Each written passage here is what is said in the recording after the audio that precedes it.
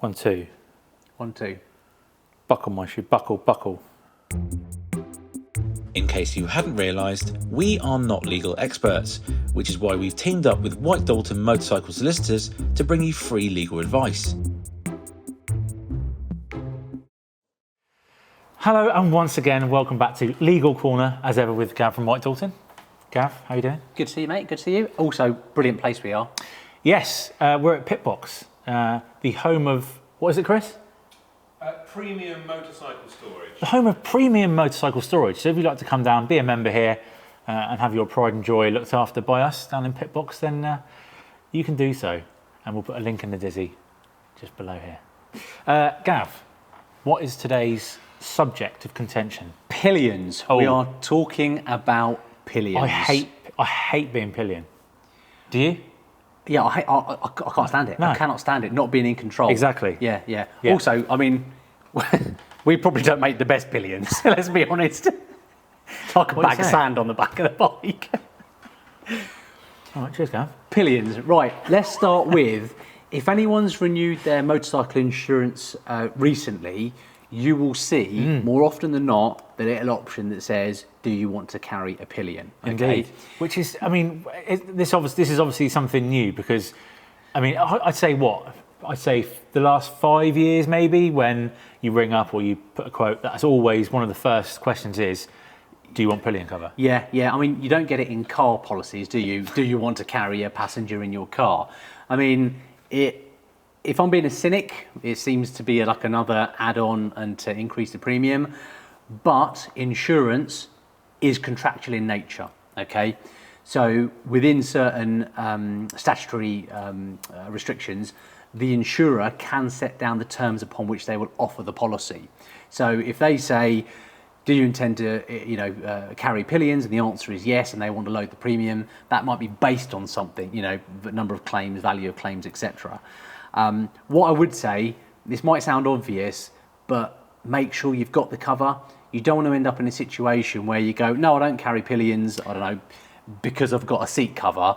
And then there's that one day that you take the seat cover off, the missus wants to go on the bike, you go out for a nice ride, something goes wrong, or you get stopped because... So what happens? I guess that's the bottom line, isn't it? Yeah, it's a breach of the terms of the policy. That's it. That is... So obviously you won't be covered, and is there a legal ramification as well?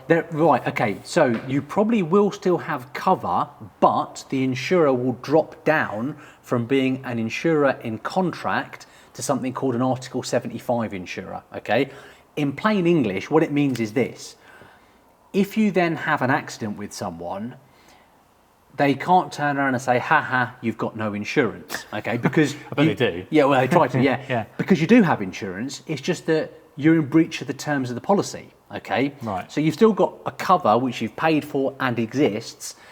The insurer might then come after you to go, look, we do insure the bike, we do insure you, and however, we asked you if you're carrying pillions, you tick the box going no, you've had an accident, you had a pillion, therefore you're in breach of the terms that we offered you. We will pay out on the policy, okay, so you've still got insurance in that regard, but if you've got a breach of the policy terms, they could potentially come after you personally, okay?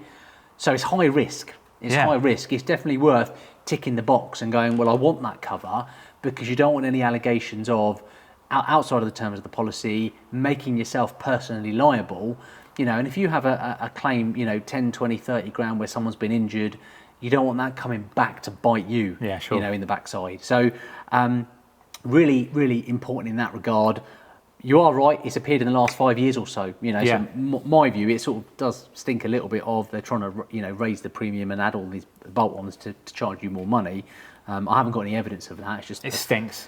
It absolutely stinks. It's a feeling I get, it's a feeling I get. Because if I go back to the noughties, was this a thing? No. I don't remember buying a policy and going, No. I've got to have pillion cover or not pillion cover. It seems to have developed since then. So just be careful. If you haven't got it, double check, add it on. It's worth having. Do not find yourself in a situation where you're in breach of the terms of the policy. So have you had an experience with this? We have, yeah. No, we deal with a lot of claims, sadly, where it might not just be a pillion issue, which is the breach. There might be another breach. A lot of terms of policy say that you'll be driving. You're not going to be drunk. rarely we do get bikers that have had a skinful or are riding the bike, something goes wrong, and that would be a breach of the policy terms. Another one, is being licensed, for that particular machine. So if you've got a restricted license, but you're riding an unrestricted big bike, they wouldn't have offered the policy to you on the basis of you, having a restricted license. That's what you've told them. So yeah, we do see it a lot. And that all falls into the bracket of breach of insurance. Yeah, it does. Yeah. I don't know what I don't know. I know that they've got the potential to sue you for any breaches and what they've paid out. Obviously, our job at that point, we fall out of the loop, so I don't know if insurers actually go and do sue people. That's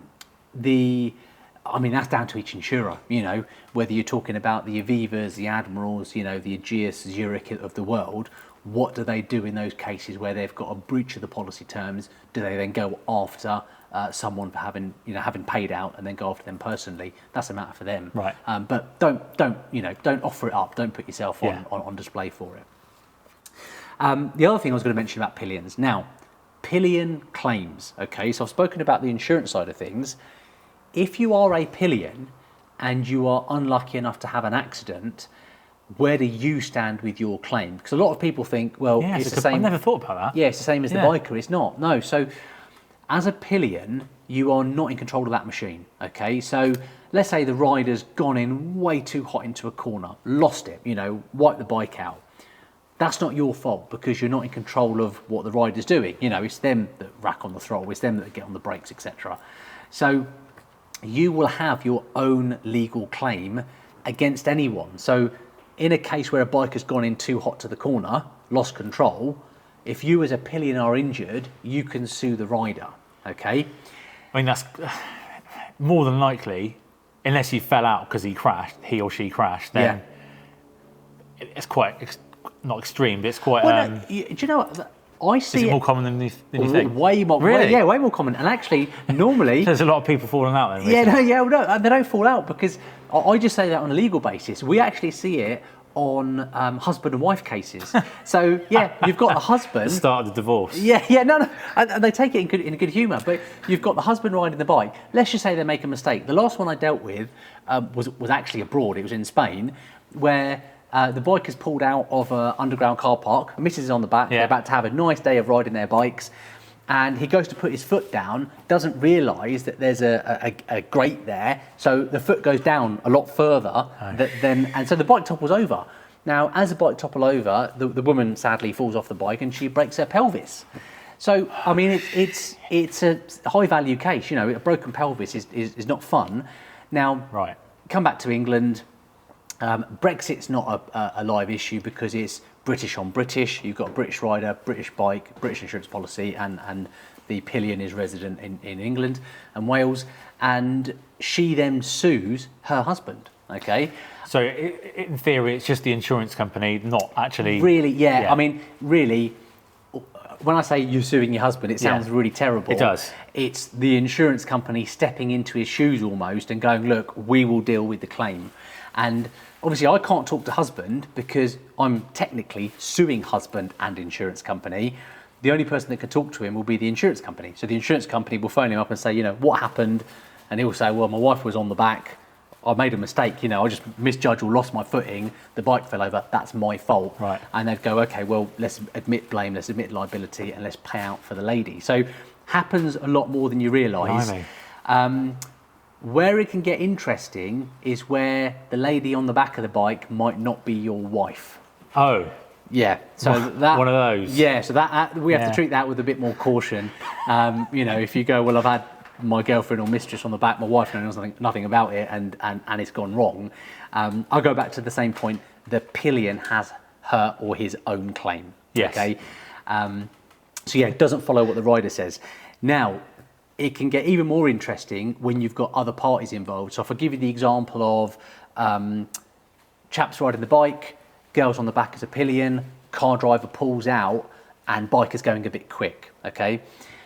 Lawyers like me, we can't always take on the rider and pillion case. Because it's a clash of interest. That's it, the conflict. There's a conflict between the two. Yeah. Because if you give honest advice and say, dear pillion, you can sue anyone. You could sue car driver for pulling out, or you could sue the rider, you know, for going at excess speed. Yeah. So there you go, respectfully, you cannot have a situation where one of your clients is suing the other one. Right. So as lawyers, we go, look, there's a conflict situation. We need to pass that out to another law firm that's not related to us in any way, shape or form. One case comes to mind where both the husband and the wife, rider and pillion, were sideswiped by a car. And the wife's evidence was, well, my husband's done nothing wrong. You know, I was sat there, I could see everything happening, and this car's just moved lanes and wiped us out. So in that case, I said, look, I mean, technically there is a conflict there, but if your evidence at trial is he's done nothing wrong, you're not making any allegations against the rider. So you can act then in a conflict if they both sign off on it to go, well, both of our cases are for rider and pillion that the car drivers moved lanes and knocked us out, you know, and caused the accident. So, I mean, those examples are few and far between, but they do exist. And this is exactly why you need legal assistance, isn't it? Yeah. I mean, the best thing is not have an accident in the first place. Well, but if it goes wrong, absolutely lawyer up, call the office. One of the lawyers will give you some free advice and set out what your options are moving forward. Well, thanks, Gav. No problem. Thank you very much, Al. Thanks for watching. See you on the next one.